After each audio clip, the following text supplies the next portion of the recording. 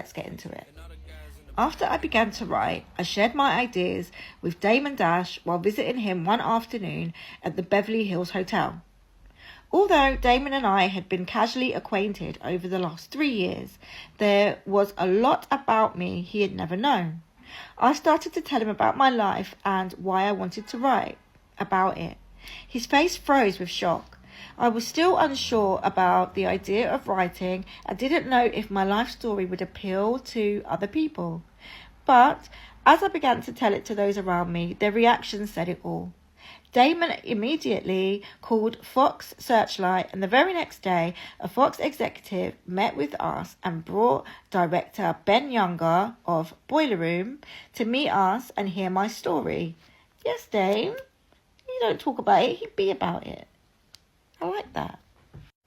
Everyone was fascinated and sure that this could be translated into a motion picture. I soon began telling the story to Shaquem Compere, manager and business partner to Queen Latifah. He too was amazed and convinced that my story would make a good motion picture. Not too long after telling Shaquem, I repeated my story to well-known music executive Andre Harrell, and sitting poolside at the St. Regis Hotel in Los Angeles. Again, I was met with more enthusiasm, but it was Andre who insisted that my life story would be better served as a book.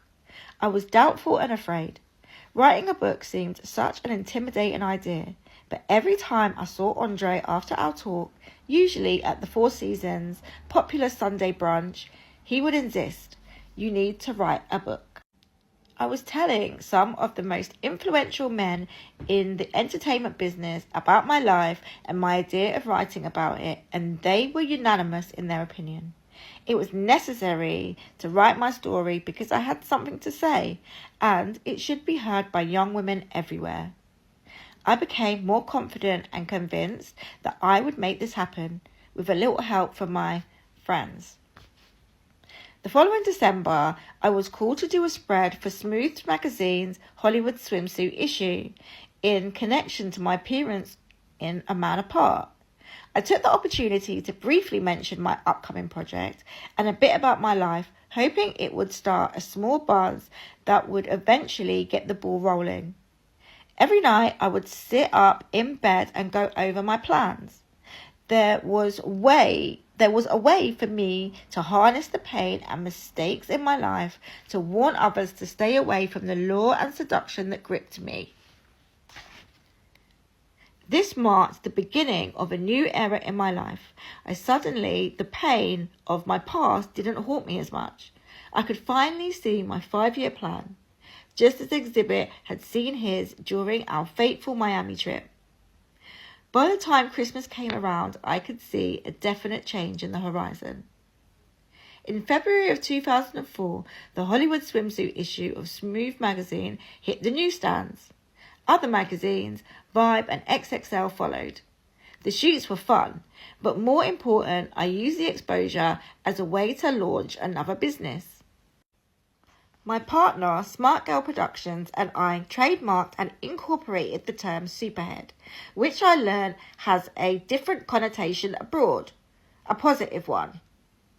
Affiliated with higher learning, especially in the UK, and formed an apparel line bearing my name. Girl, that's cap. Sorry, I have to call it, yeah. I've been in London, in the UK, should I say, my entire life, and superhead has always meant good sloppy toppy. Like, it's always meant that. And then you came along and superhead meant you, who is also known for great sloppy toppy. So yeah, that's cat, but still love you, boo. Taking ownership of my life felt good. Instead of hiding from my past, I wanted to face it and show other women that no matter how one's life may have started out, it's never too late to grow and to change.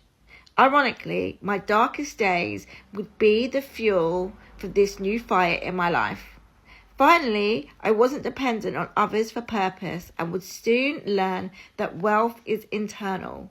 Yes, girl. Even with the fast-paced flashiness of my life. I was never comfortable in my own skin, and that's what mattered most. Not the things that adorned my skin, but how I felt in it. Oh, I love that. I love that, Karine. I actually do. I love that.